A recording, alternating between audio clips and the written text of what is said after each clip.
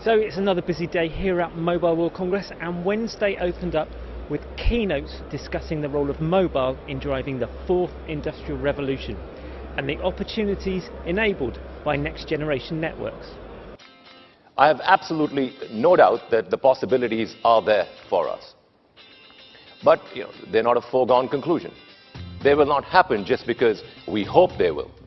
They will happen because we innovate, we invest, we deliver great parts, but focus on the sum of those parts. Let's connect live to Marcus Weldon, Nokia's Chief Technology Officer and President of Nokia Bell Labs, who is near the Nokia stand in Hall 3. Now, importantly, you'll see the cars are not doing very well, Rajiv. It's because they're over a 4G connection currently. Remember, a 4G connection, and you can see the result. Not so good. So we've switched to the 5G mode. So let's take another run at it.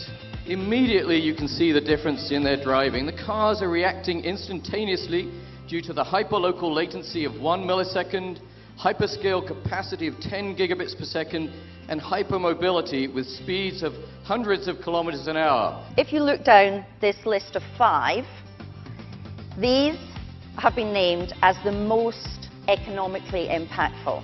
And when you look at them, there is a very clear pattern.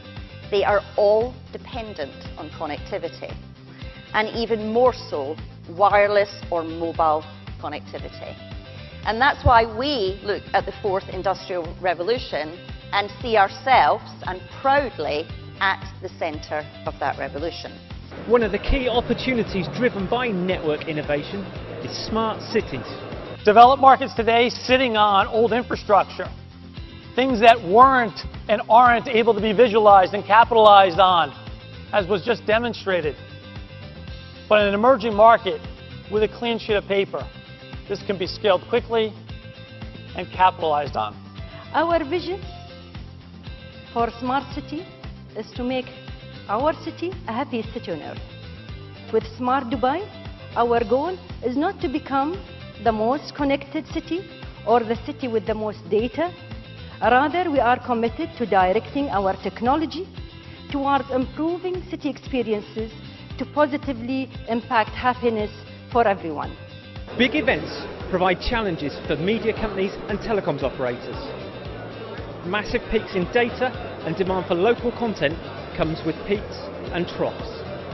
But events such as the Olympics could prove a key proving ground for next generation technology.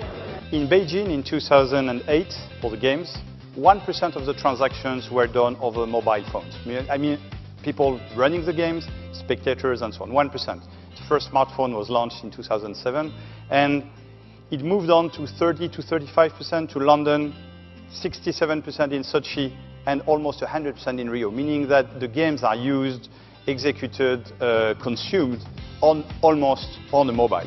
And because of that, people not only want the result of a competition, but they want a lot more information. With consumers spending more time in messaging apps and new voice interfaces like Google Assistant, Alexa and Siri gaining ground, the market for e-commerce is changing.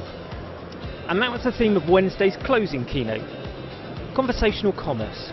The pace of software innovation is moving at such a high rate that ability to adapt, that ability to constantly ship new updates, listen to your customers, get feedback, launch in new countries, that is going to drive business success.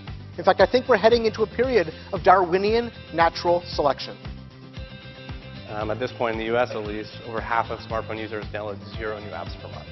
So when you think of an app today, the Mobile World Congress app, hey, get our app, everybody wants you to just get our app, like go to the App Store, search for it, put in your password, wait for it to download, create an account for it, learn how to use it. It's just this huge friction between to get out your software experience to your users.